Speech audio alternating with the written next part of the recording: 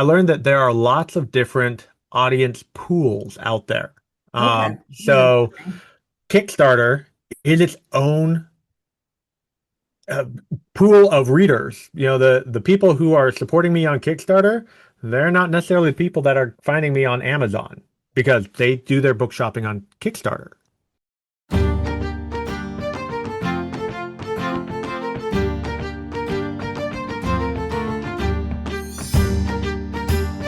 Hi, I'm here with one of my favorite fellow authors in my writing journey, David Hankins, and are we were both in the short story trenches together, and he was a lovely find that I found in the wolf pack. But now we're both sort of branching out on our own, aren't we? Yep, yep. It's been quite the adventure going from not knowing what we're doing to actually, figuring out this whole short story thing that we do. It's I been a lot know. of fun. And you've done quite well. You've made tons of sales, haven't you? Like, how many short stories have you sold? In the last 3 years, I've sold a total of 28, Wow. which includes reprints. I think it was 8 or 9 of those have been reprints. That's pretty impressive. And then, of course, David won Writers of the Future, and I will link to my Th- original interview with This him. lovely little award right here. There you go. And that spurred you to try longer fiction, Yep. which is, of course, something I'm trying to learn desperately about. And you were bold enough to dive right into the indie world. Yeah, so I won Writers of the Future with my short story, Death and the Taxman, which I expanded into a full-length novel. And then that has grown into a trilogy, and I'm currently finishing up the editing of the third book of that trilogy, Death and the Immortal. So the way I see things, you're doing everything exactly right. Like you won a big award, use it as a platform, you're writing in a series. I think you've got some great marketing skills. Well, So thank you. I've been trying, throwing a bunch of spaghetti against the wall, see what works, see what sticks. seems to me that you have a method to your madness, though. I don't think you're just throwing spaghetti, David. So really the way I tend to do things is I find the people who have done very well and then I mimic what they do because clearly it worked for them. Right. So then I see if I can, do what they did in order to reach the next level. All right. So talk to me about this. What are the right things to do, and what have you found that works, and what have you found that doesn't? So for me, well, I guess which topic on writing short stories or marketing or so Let's look at for books. Like let's look at what you're doing now with Death and the Taxman and your trilogy and okay. publishing. So with publishing and writing books, I took a look at some of the big names who moved from traditional publishing over to do just exclusively indie or primarily indie, I would say, because they still have their trad pub books that are still out there. Like Dean Wesley Smith and Kevin J. Anderson, those two have both gone very heavily into the indie sphere and I managed to talk to both of them at Writers of the Future. And Dean Wesley Smith, he gave us a class on the history of publishing, which sounds very boring, but it really came down to publishing changes dramatically about every 50 years. And he was able to show that for the last 200 years, how that has changed. And right now we're in the middle of one of those changes from trad publishing to something that's a hybrid of self-publish and trad because we're going to find some kind of a middle ground there, but it all started when the Kindle became easy Right. and ebook publishing became easy. And so we've had a bunch of ups and downs with that. But he said, once he did that analysis, he moved straight over to what was new and, where that was going. And I said, all right, I'm going to do the same thing. And so I moved over to do indie. Talked to a bunch of people going, okay, what programs do I need in order to format my book? What do I need to do for editing? And I found a copy editor who would help me catch all those little niddly mistakes in the book.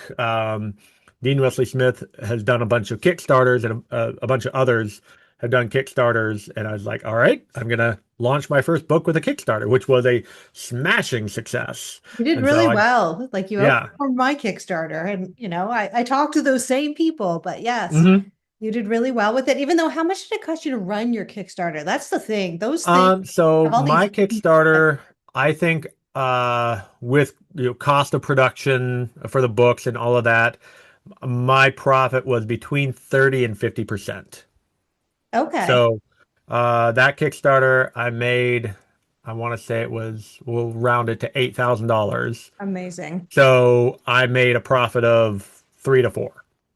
Hey, most Uh, books never wh- earn that out in their right. entire lifetime. Which is great because that means I started in the green. Right. And looking at your green hat. I'm sorry. Yeah. Happy St. Patty's Day. That's right. This is probably going to air on Sunday, but yeah, well, maybe Yeah, I'll well, people today. can, pop a Guinness anyway. Maybe I'll have the video up today if I'm lucky. But yeah, I'm officially going to post it on Sunday. That's so interesting. So yeah, I did my Kickstarter, and now I'm thinking of doing another one. I know what you think Uh-huh. of this. I'm thinking of, my Guide of All Guides, which has my hmm there's like 70 markets in it. I'm Yeah, thinking I might try and do the 2027 version, but run a Kickstarter. that's not a bad idea. I mean, what's the worst that happens? Nobody joins in mass humiliation I all night. I mean, what's well, the the worst? the worst that happens is it doesn't fund, and It's you're true. out nothing but time. But if you do the things that you have seen what works and what doesn't work. You tried it yourself once already. You've observed other people. Just you again mimic what they've done and look at people who have run that kind of a Kickstarter. Like I, every time we talk about Kickstarters, I always pull this one out. Kickstarter for Authors by Anthea Sharp. She Right, runs the group on Facebook of the same name, and she ran a Kickstarter for both the first and the second edition of this, and it did very well. And right. so, go look and see, what did she say on, or how did she set up that Kickstarter? Because you'll have different uh, hooks than you would for a novel. Because Absolutely. for Yeah. nonfiction, you're trying to hook people in a different way. It's not, the the adventure, the mystery. No, no. Here, learn how to do the thing. So, It's so true. It's so true. Yeah, but that's sort of what I've been kicking around because I'm trying to so as you know, you decided to take your book. I think we sort of did short stories in the yep. same realm, and then you decided to go indie and I decided to go trad. hmm And I'm still waiting.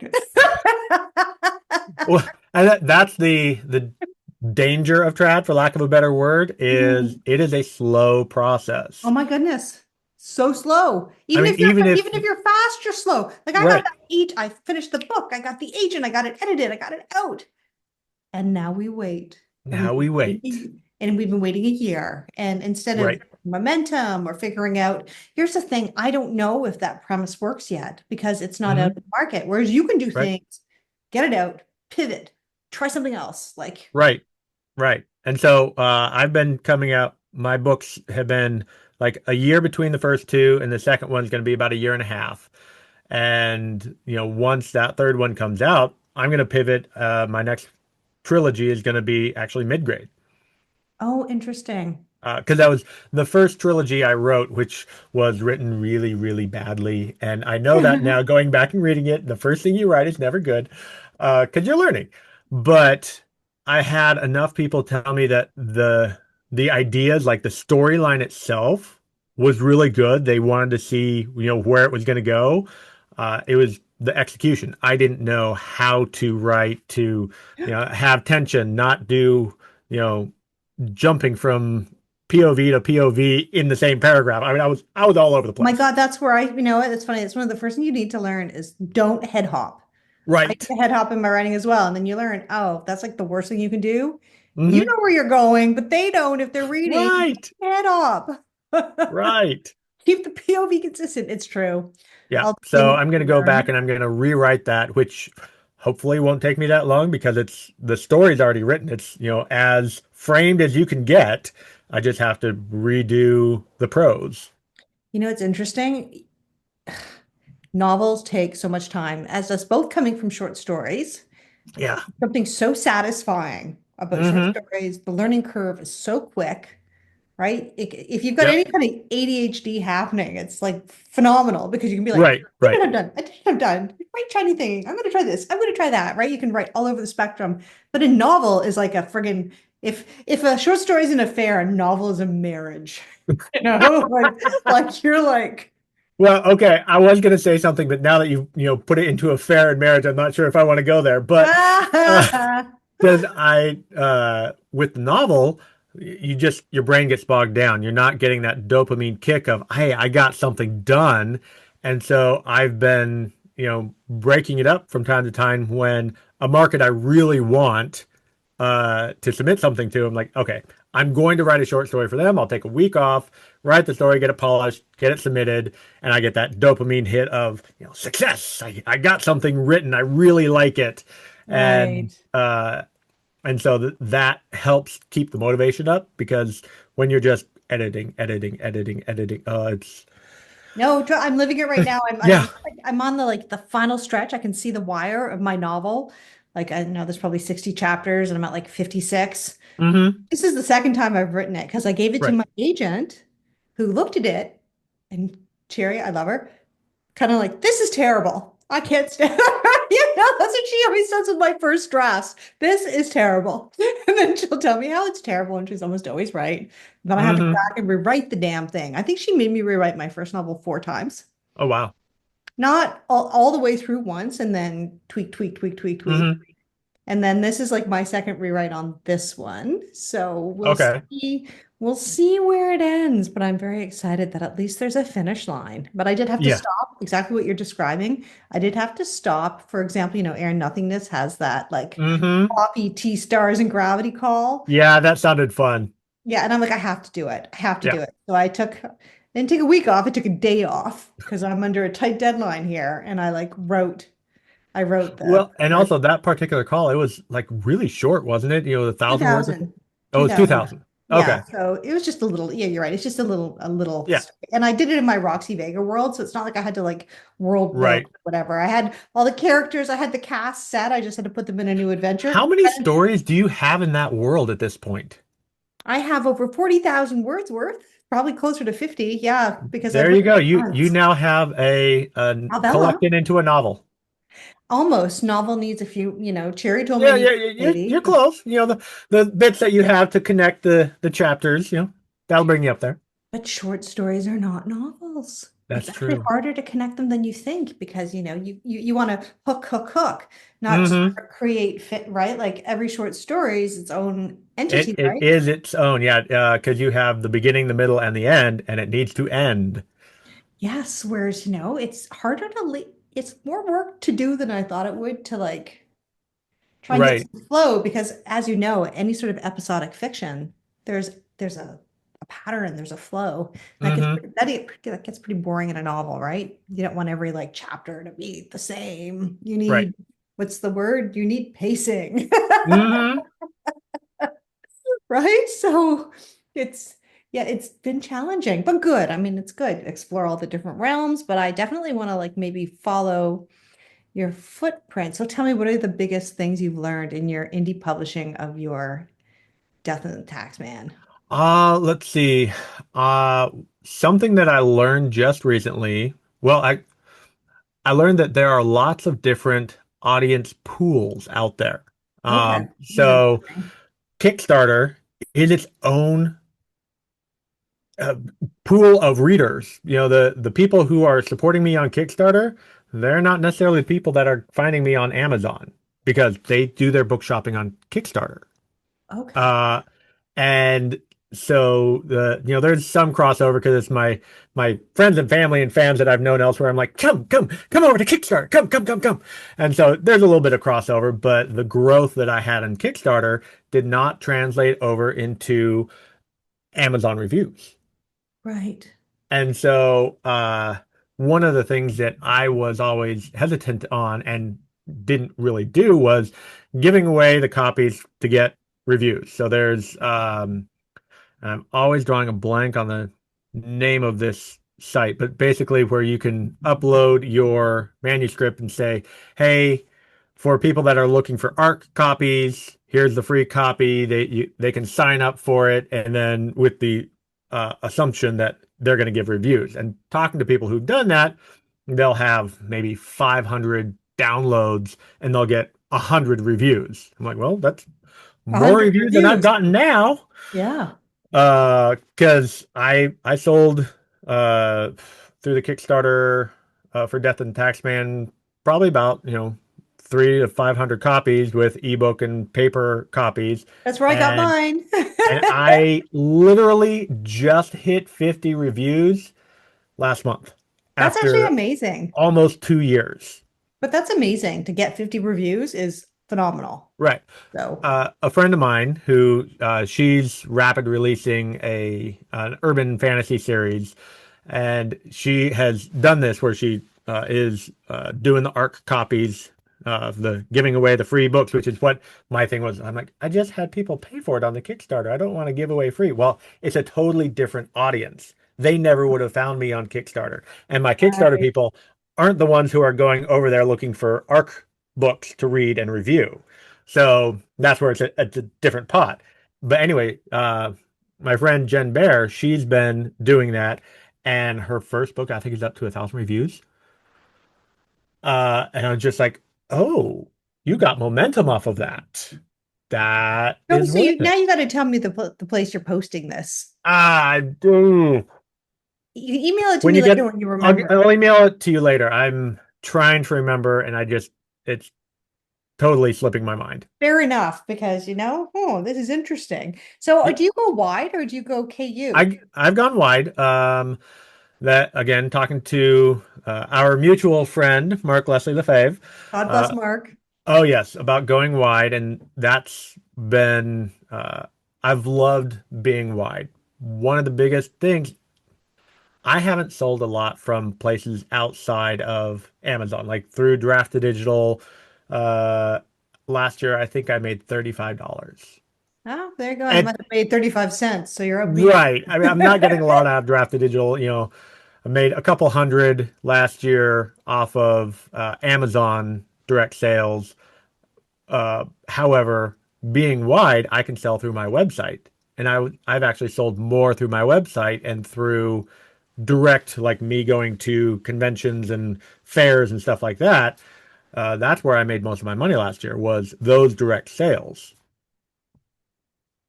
Oh, well, And that's great. I yeah, mean, and so being wide, well, if I was in KU, I couldn't sell on my own website. no, and then direct, and you get to keep more, right? You get to keep Right, more if you're selling right. direct. The money all comes to you, which is great, right? Hmm. So what do you use? Like, what's your sales engine? My sales engine is Square. Square. Okay. Square. So that if you ever see people that have the little Square reader that they pop into the bottom of their phone and then swipe the card, that's the company is called Square, Okay. um, and they have a website builder. I take it back.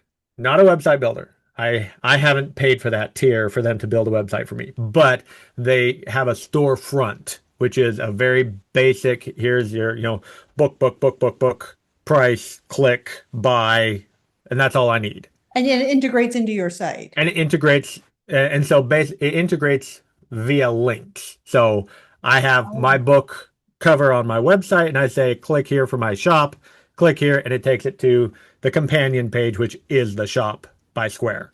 So Which interesting you chose Square. I use Gumroad. uh, I never tried Gumroad. I use Square because I started with them for in-person sales because they're very, very easy for in-person sales. So And I that's the wanted important something part. that integrated all the same stuff. I wouldn't have to maintain two different uh, tracking systems for I have books in this system and books in this system. Well, I just sold out all of these, but it's still for sale on my website because I didn't sell these ones. So when I go sell in person, if I sell out of a book, then it shows on my website not available. So, Oh, that's actually quite right. And so interesting. I'm going to talk to you about these in-person sales because I don't know how closely you follow my my blog, but oh yeah, very much I so. I have not had much luck with in-person sales. I have found my kryptonite. Uh, well, There's a couple things that make a difference with in-person sales. One is having the stuff to sell. So, the people, when I go, the people who have three items on their table, they sell three items worth of stuff. When I first started and I had just one book, but I had like 20 copies on the table, I sold, 10, 15 copies and that was it.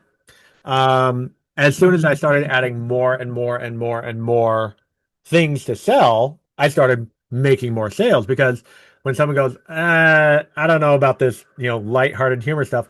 Oh, well, what do you like to read? I like to read historical fiction or historical fantasy. Oh, well, let's talk about this anthology over here, which I wrote a story for, yada, yada, yada. And so there's Right. something else for them to be interested in. So the more uh, options you have, the more sales you'll make. That's Um, interesting. I And then Mark suspect, has all the extra things, right? Mark even has like little fish. oh, He's got this, yeah, he's so many that. extra things. Yeah, his tables, like watching him is amazing. I just get so shy and so insecure. And I feel like I'm, You? I know. Yes. You are that was the thing I was going to say. I wouldn't think that you have any problems just talking to people, grabbing them by the collar and saying, "Hey, come, let's talk about books." That's okay as long as they're not my books. Uh-huh. Oh, See? I see. Get it? It's like when I'm trying to like I can sell your book. Hmm. I can tell everybody how great your book is. But when it comes time to talking about I don't know what happens. And then plus there's the whole having to stay still at a table. Yeah, I like I don't sit never still sit down. well. Oh, Uh, yes, there you go. I have a chair there just so I can sit and sign, but I'm standing the whole time. That's another thing I found with in-person sales is if you are standing, you are engaging, they will engage with you. If you are sitting behind your table, hiding behind your books, no one's going to talk to you. That's true. So, and then what kind of conventions do you find you sell most at? Because I wonder when you go to something where there's like, I don't know, the one sales story I have, the one where I decided I was never doing it again, I was beside Age Young and then some freaking cult guy with Tim Wagoneer across the road. Like I felt, Um, I smelled, so I've had a variety of places I've gone. So like I've done a couple of conventions like LTUE in yeah. Provo, Utah, and they have their book sales event on Friday night, and Mhm. that's all authors, and they bring in they leave it open to the public, so it's not just people at the convention that come in, and that's just this madhouse of people coming in buying books. I The one I've done the most often is a local convention that this guy decided he wanted to put together this toy and game sales thing and he travels around to malls or whatever, and so it's $50 a table, give or take, and you're set up in the aisle of the mall. And on one side, I've got this guy who's selling, vintage Star Wars toys, and on the other side, I have, a local artist. And so it's just a little bit of everything, focused mostly on comics and games. And there's probably six or seven authors that join into it, and the six or seven authors do pretty well because there's crossover. People like comics, they like fantasy books. Yay! Oh, I love that. And that's a little different. Like that I could see being a Hmm. little an easier environment. And then I Yep. come to my second question is then I sit back and I look at cost of table, time to travel, time spent Yep. selling, time of product, because you might be selling your book, but you paid what, $5 to have it printed? Right. Like whatever. So then I'm So, like, then I wonder yep. about effort in, time in, and money out. You have to build it small. And so I started with those small events that cost me nothing. Go up to the local Barnes and Noble going, "Hey, I'm a local author. I have a book that just came out. Can I sell at Barnes and Noble, do a signing?" And I sold 10 books through them, you know, over 2 to 3 hours. Right. Great. Then I did that a little bit, built up, uh, you know, earnings, and then okay, let me go for somewhere like this comic and game convention at the mall that cost me basically nothing, and They give me the minimums. You must bring your own tables and you must have black tablecloth. I can do that. All right. Everything else, I'm setting up my books and, grab a wooden box that I have from somewhere else in my house, and that's part of my stand to put books on and, make it work. And as I make more money with it, okay, now I'm going to buy the big poster. And now I've made a little bit Right. more money. Now I'm going to buy a specialized tablecloth with my logo and everything on it. And so I've over time, as I earned more doing it, that all goes back into the business of expanding it. So if you see my setup now, yeah, I've got probably, $1,000 or more has gone into my setup, but that was all purchased over time. Oh, that's amazing. And then you look more, I mean, like Mark's setup, your setup, people are going to Right, be gravitating to like the bigger setups that are more impressive and the more, right. yeah, which And makes, so that me, I am someone that I would rather uh, pay for things as I go, as opposed to going into debt, hoping that I'll make enough sales to pay it off. well, that's a really smart way to do it, And really. so that's why I haven't done audiobooks until now. And so I am because audiobook is going to cost me $5,000.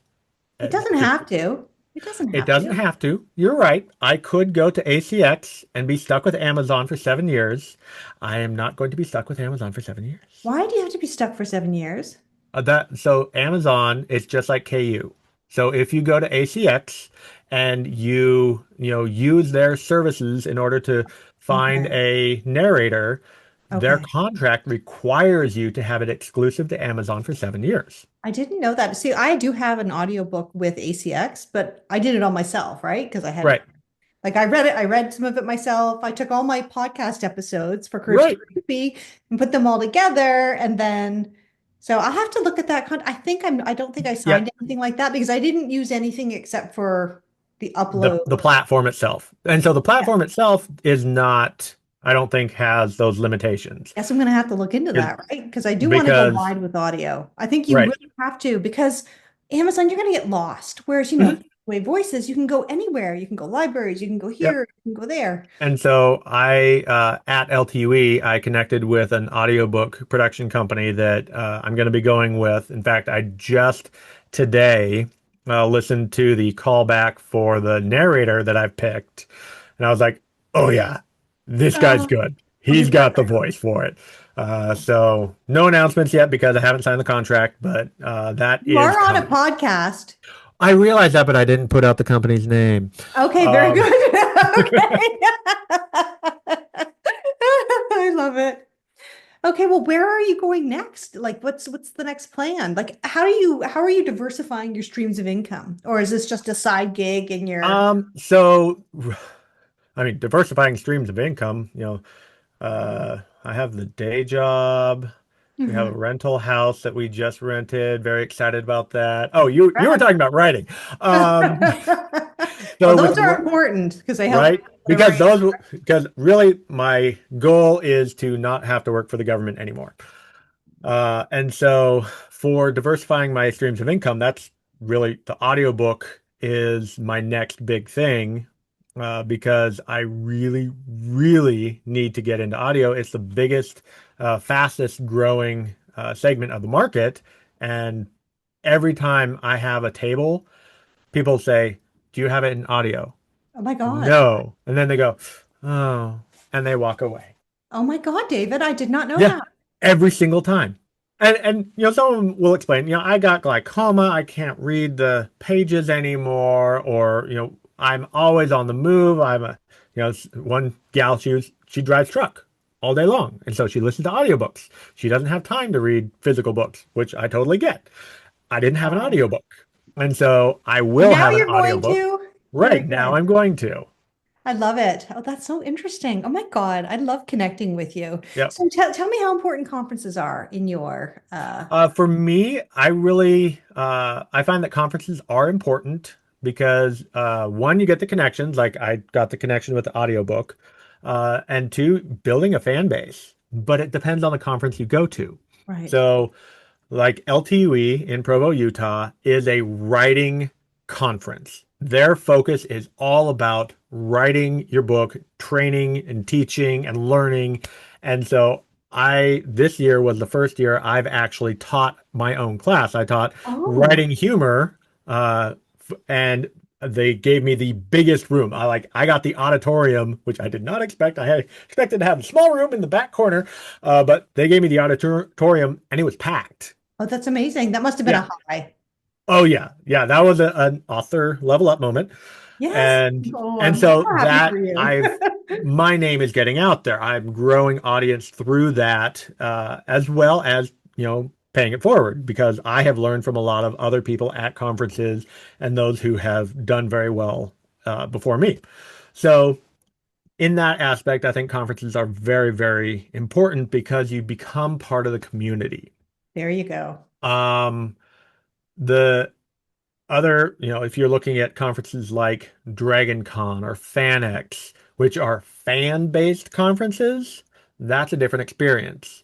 It is still valid in its own right, but I get less from that because I'm not going there to geek out over so and so who happened to show up and they're running a panel, and I just want to be there because the stars are there. Um, I and so for me, I've been to two of those. I went to Worldcon when it was in Chicago and Dragon Con a couple of years ago, and I felt lost. There were just so many people. I was lost in the rush. Made a couple of connections, learned a bit about the community itself, but didn't really grow that much. But I'm trying it again. I'm going back to Dragon Con this year. And I've already got a couple connections of people I'm going to be talking to while I'm there. And so that's going to be, me trying it again, seeing if All right. maybe I've learned enough to grow a bit. Let's reconnect. We're going to do a podcast part two on Dragon Con because I was going to go this year because I wanted to go with my best friend Rachel because she sometimes is brought in as because of her acting Hmm. on Stargate Atlantis. She sometimes has a table, but she's not there this year. Mm. I'm not going to go. Like it would have been easy if I could have gone with her, right? Right. But I'm not going to go get lost. As you found out, I'm actually surprisingly shy, especially when it comes to big crowds of Yeah. people And, being up and there. So, yeah, my first conference I went to was Worldcon, and I hit that shyness like block. Like I yep. because everyone said you have to go to BarCon. It's like, okay, I'm gonna go to BarCon, and you're gonna mix and mingle, and great things are gonna happen. I get to the edge of the bar and I just see all the people, and I stopped and I turned around and went back to my room. I was just like, I can't do this.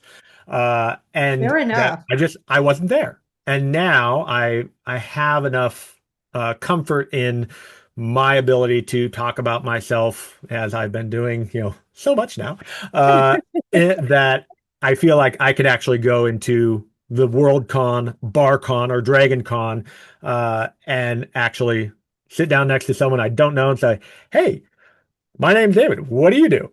Oh, that's nice. That's And good. so I think I've gained a little bit of that. And so yeah, we'll see. I want to hear all about it. And then I'm thinking, I don't know, I'm skirting around the idea of going to Author Nation this year, which I hear is I've heard great things about it. For me, my biggest constraint on the travel conventions is time off of work, which is why I want to um, stop working for the government. right, right. Fair, no, fair enough. I mean, I don't know 100% if I'm going yet. I don't know, I've got things in the air. I Yeah. don't know Well, what's yeah, because Author Nation is one that it is through the week, it's November, whereas right? Yeah. right, Dragon Con is over a long weekend. It's a holiday weekend. Right. And most conventions are like Friday to Monday or maybe Thursday to Monday. And so, yeah, I can take 1 to 2 days off, but something that's a full 5 days I have to take off, it's either that or family vacation. I'm doing family vacation. No, that makes so much sense. Okay, as always, I'd love connecting with you. Tell people where you can be found and any Oh, last things you want people to know about. you can find me at my website, davidhankins.com. I've got all the socials, although I'm most active on Facebook and Instagram. On Instagram, it's underscore David Hankins. On Facebook, it's davidhankins.author. These will all be in the show notes too, Yeah, so yeah. easy to find. And But yeah. yeah, my book, Death and the Taxman, you can find it on Amazon, along with Grimm's World Tales, a collection of short stories in the same world. And as I'm knocking over my microphone, grabbing the books Death and the Dragon, book 2 in the series, and I've got a whole bunch of short stories out there as well. If you go to my website, you'll find a bunch of short stories free to read. I got I love it. And links there. David's writing is so, by the way, I do love your writing. It's fun. David and I have done a Well, thank little you. bit of we've done a little bit of editing, reading, right? Yep, critiques back and forth. Yeah. Yeah, so it's nice to trade critiques. So I'm a fan. So if you like funny, strange stories, which we all know I do, then David would be a good read. Okay, well, I'm so thankful that we connected with you. Well, thank you. I'm so glad that you set this up. It was a great thing to do on St. Patty's Day.